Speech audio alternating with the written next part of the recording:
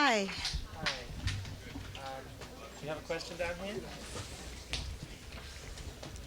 Hi, Diana. Hi. How's the baby? Baby's fine. Wonderful. Yeah. We miss you. When is your next album coming out? I'm going to start working. Actually, I'm doing a lot of the pre-work now, a lot of the thinking, what kind of album, what direction to go, what kind of producer, so on right now. Probably sometime this year. Yeah. Questions back? Yeah, Diana, how you doing? We last chatted Fine. when... When I decided I was going to have my baby, certain dreams had to be delayed, and I had to wait on it. It's a hard project to get going with the big studios because they feel like it's a big money project, and I fight for it constantly because I think they keep trying to make it for television, and I want it for a big motion picture because I think it should be. And I guess I keep fighting for a motion picture, and I might lose, but I work hard for it. I have 2 scripts I've financed, which are driving me nuts. They're very good scripts, and we're just waiting to see. Laura Marr was very interested, and I hope they still are. And I'm about ready to get back to work and started on that. Yeah, thanks. I think it should be made, don't you? Yeah. Could we add to about Yeah, Herb. Hello. That's Herb. How do you do? Questions down front here? Yeah, I have a question. I don't know what that means. Since I left the Supremes, the records have done very well. Maybe just not good enough. I have to work harder. Yeah. Question down here? What did you think of Michael Jackson's performance tonight? I think he's very special. Michael can't do anything wrong as far as I'm concerned. He's like my child.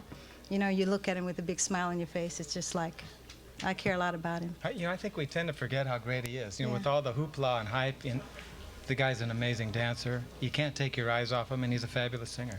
And we were thinking also tonight, this kid has grown up in the business since tiny. I think it's hard to have a real normal life, and he's secluded, and I think he is very secure and very, he's got it all together being in the kind of position that he is. Question over here? Well, I love it. It's the one time a year that you get to rub elbows with the people in the industry.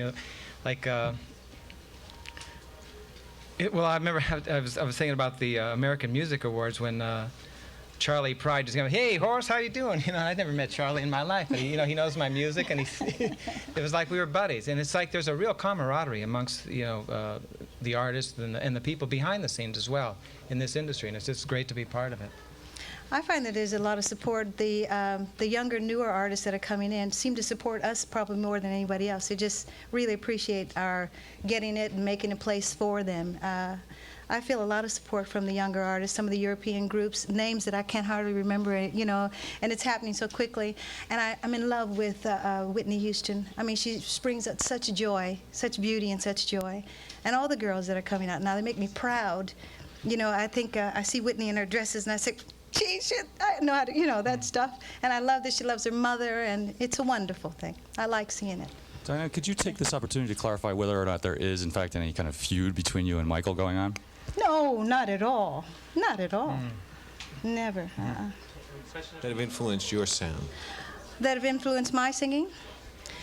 Well, when we started, we didn't have the same kind of influences. When we started, we almost had to make up something new for ourselves. The image, I think we wanted to wear pretty gowns, and we wanted to sing the kind of music that everybody would enjoy. And we were very guided by the record company, by Motown. So we didn't really have people to look up to and try to be like them, or even to try to be different than them. We had to try to make a new road for ourselves. And I think in doing that, I think we did something that is still there. It's a kind of music career that I'm proud of. I'm proud of the work that we've done. And the work that I've done, I'm happy about, that. Night. I was very excited about it. I had to call Ahmed. I was really thrilled about it. Just the idea to be remembered like that. Hall of Fame, And then you think about it, have you really done enough in your life to be rewarded in that kind of way? And we had wonderful years with the Supremes and wonderful work. I'd love to be able to reproduce some of those big hit records we had then. It was a wonderful time, and I miss that time too. I miss the family relationship with Motown, and I miss all of that. Can you tell us more about that? Or? I really don't have much more to say than that. It's going to take about 8 months, and looking forward to it. His work is just extraordinary, and it's a present from our Canadian company. And it was supposed to be a surprise. I don't know how you found out about it. But, you know, I was thinking about when we were talking about the Grammys, etc., and what it feels like. You know, it strikes me like in some categories there should be 4 Grammys given out. Like one for the writer of the song, the producer of the song, obviously the artist, and the engineer. Because in some cases it's that package that makes that record real special. And it's just not that artist. You know, it's not just that person who has, you know, the name above the titles that deserves that Grammy. Yeah, I agree with that. I think in some cases, you know, downhill, but for the most part, for the better. I think we're a lot more efficient as an industry. We're putting out better records. We're a lot more select as an industry. And the artistry is I'm not crazy extraordinary. about it myself. No, I just feel like there's a lot of artists getting lost because of the big machinery that's happening. The family organizations are kind of disappeared, like an independent company like Motown. To me now, the distributing is somewhere else, and I feel like a lot of artists don't get to be played on MTV, and I feel like a lot of things have been lost because of the bigness of it all. I don't think the family kind of relationship is there now. To me, with RCA, now that Bertelmann's has bought it, I mean, I never know who to talk to there. I mean, I say that here, but I mean, you know, and then I don't know about it, CBS. You know, I heard the Sony's bought that. I mean, you know, it's so big. I mean, I know that if artists feel like I feel, it's kind of hard to find where your direction are. Who are the people that are in management these days? I mean, you really don't know. Well, one of So, but your company's different. Yeah, so well, one of the real charming parts of, you know, yesteryear was, you know, you could have a record, take it up to a radio station. If they liked the record, they'd play it. Now that just does not happen anymore. No.